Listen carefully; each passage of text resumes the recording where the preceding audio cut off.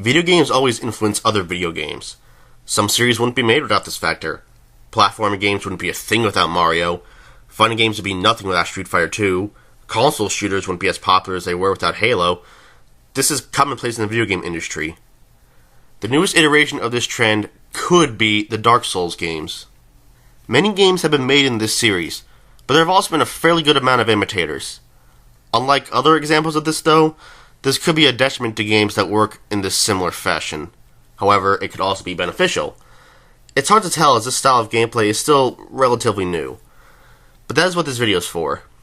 This video will be used to discuss the subject of, should we still have Souls-like games?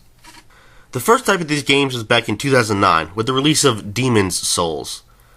This game came in a time where people mostly thought that good graphics make a good game, and games were becoming more like movies. While not all games did this, it was a massive amount, especially since games were being targeted more towards the casual market. This made games seem more movie-like as it was more familiar to non-gamers, but consequently games became easier to beat. After all, who wants to play a game that challenges them and makes them more competent at gamer, right? Right? Who would want something like that to make yourself better at gaming, right? This is most likely why gamers wanted more of a challenge in games again, like how it used to be, minus using difficulty to lengthen game time. More hard but fair type of games. In comes Demon's Souls, which got many positive reviews and was finally seen as the type of game people wanted, except it was a PS3 exclusive. Unlike how the PS4 is just crushing it now with its games, the PS3 wasn't so lucky. So while the people who played it enjoyed it, it wasn't very well known. Then the developers made the genius idea of not only making another game in the same vein, but making it multi-console. Did I say genius? I meant obvious. In comes Dark Souls, which was received even better, made wide critical acclaim, and sold fairly well. A new type of game series was born, which also spawned one of the most pompous fan bases. Either way, this became another influential game for the record books. Now we just need to stop gaming journalists from comparing everything to it. Not everything is like Dark Souls, guys. Seriously. Obviously, other games have begun to follow the formula set by the Souls games, and doing their own things as well. It clearly works. However, is this a good thing? There are always going to be imitators. That's not the problem. The problem is that this type of gameplay style, while unique, might become boring and formulaic if it's done for too long. Certain tropes and gameplay mechanics could be uninspired, and we might get more used to this style of game. So, should Souls-like games continue to be made, or should they stop before it becomes just another basic game that everybody's used to? Now, I am no expert in these type of games, as my hands-on experience with these games extends to finishing Bloodborne and Neo, so take my expertise with a grain of salt.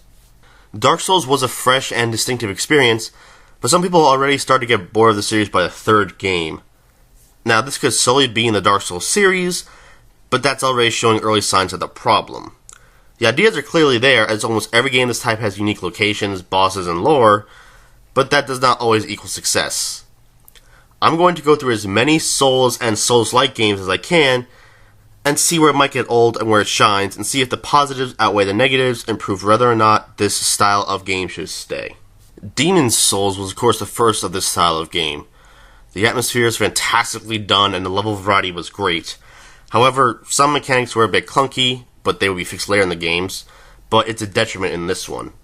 Plus, magic was way too powerful.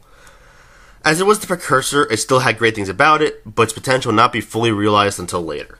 Dark Souls 1 is more or less the magnum opus, as that's what everyone compares everything to. A huge interconnected world with interesting characters and fantastic, if vague, lore. Tons of variety in armor and weapons, and very cool designs for everything. The gameplay is what made the series what it is, and what everyone tries to emulate in some form or another. The bosses are memorable and distinct, and it plays with many video game tropes, but not in a comical way.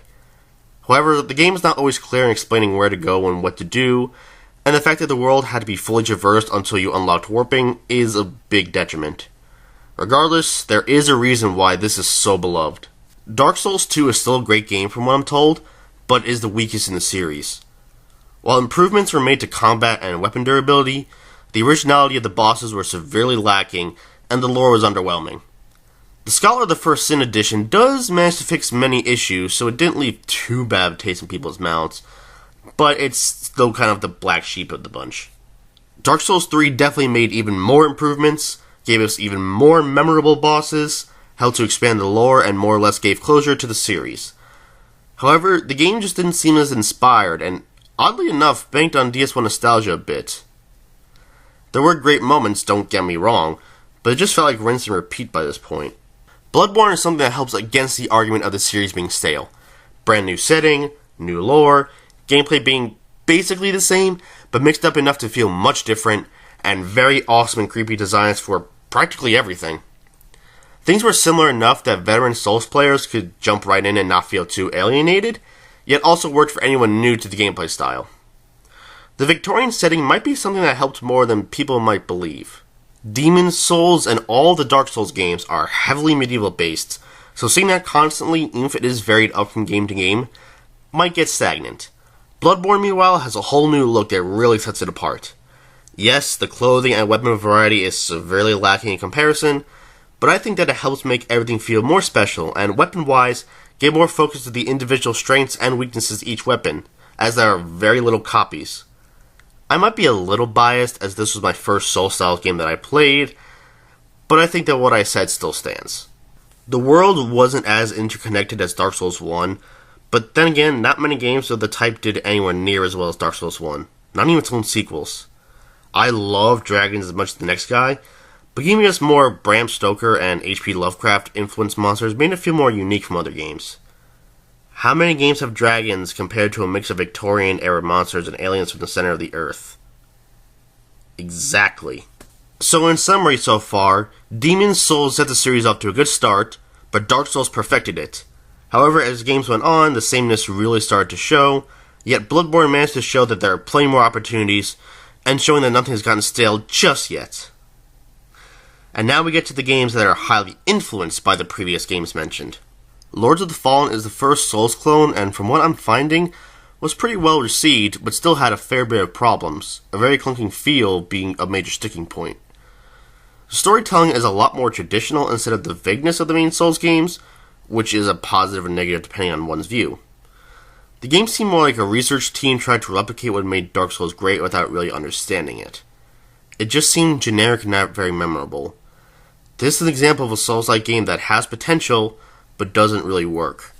The Surge is another Souls-like game made by the same team as Lords of the Fallen, except with a clearly futuristic aesthetic, which helps set the game apart. While some comparisons to All You Need Is Kill / Edge of Tomorrow can be made, it is still more of a Souls game. The game does have a unique look, and some of the environments can be pretty. The upgrade system is also an interesting take. However, the gameplay is still jank, as well as the animations, and the technical issues being a bit rampant, such as constant crashes and bugs. Similar to Lords of the Fallen, this is an example of a Souls-like game that has potential, but doesn't really work, although it does fare a bit better this time around. Nioh manages to be quite different. Yes, there are clear influences from Soulsborne games, but it is nowhere near cut and paste. For one thing, the story and lore is based off real history, so while originality might be a bit limited because of this factor, the context for everything feels way different. The combat is definitely its own thing, and probably the fastest game in this style so far.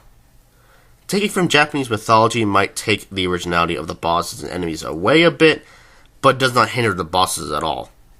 Plus, similar to Bloodborne, the change of aesthetics to Japanese armor and landscapes makes it feel different and keep player interest. And come on, who can resist fighting fictionalized versions of historical Japanese figures?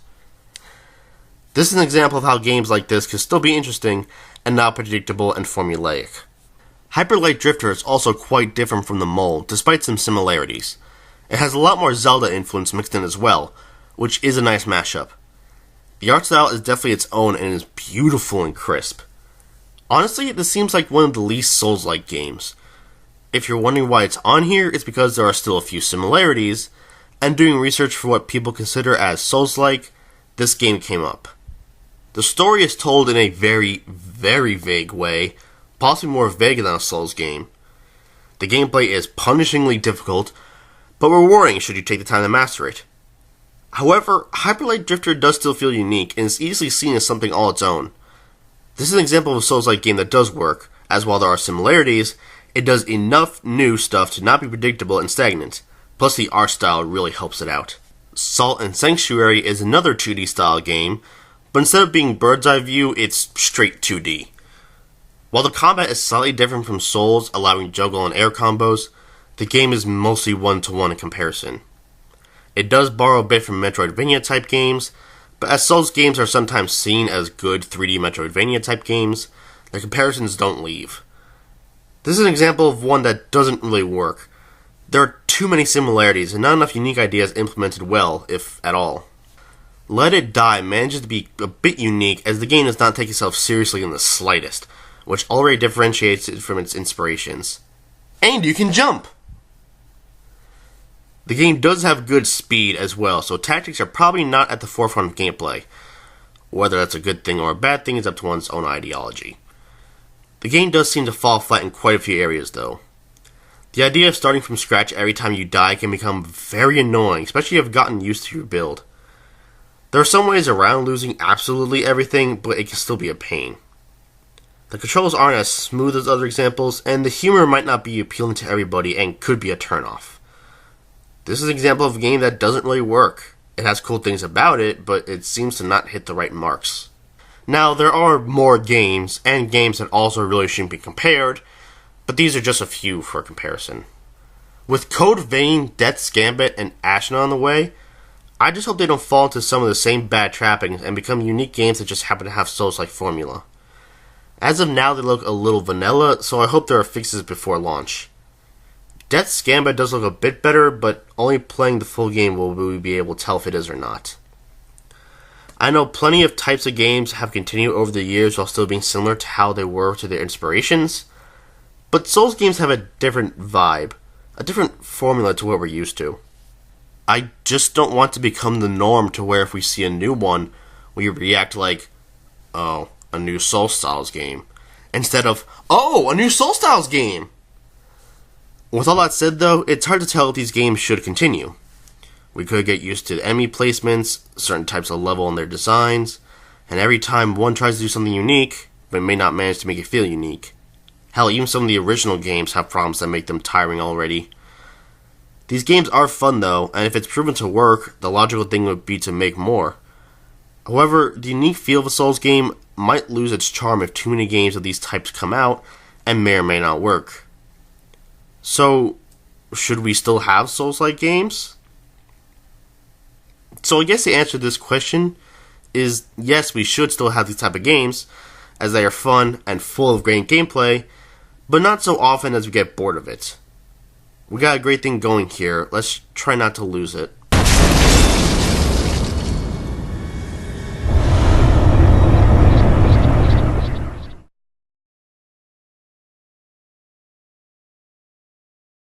Dark Souls 1 is more or less the magnum opus, as that's what everyone compares everything to.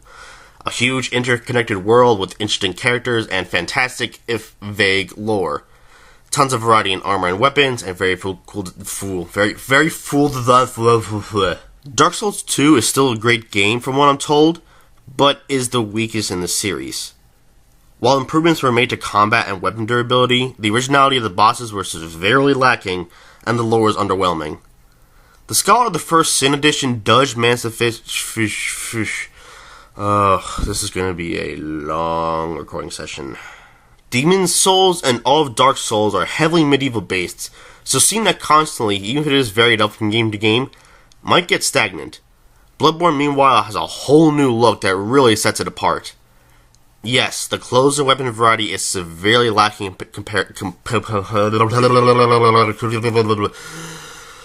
I'm professional. No, I'm not. I'm just doing this for fun. Hyper Light Drifter is also quite different from the mold, despite some similarities. It has a lot more Zelda influence mixed in as well, which is a nice mashup. The art style is definitely its own and is beautiful and crisp. Honestly, this seems like one of the least Souls-like games. If you're wondering why it's on here, it's because there are still a few similarities, and doing research for what people consider... Damn it!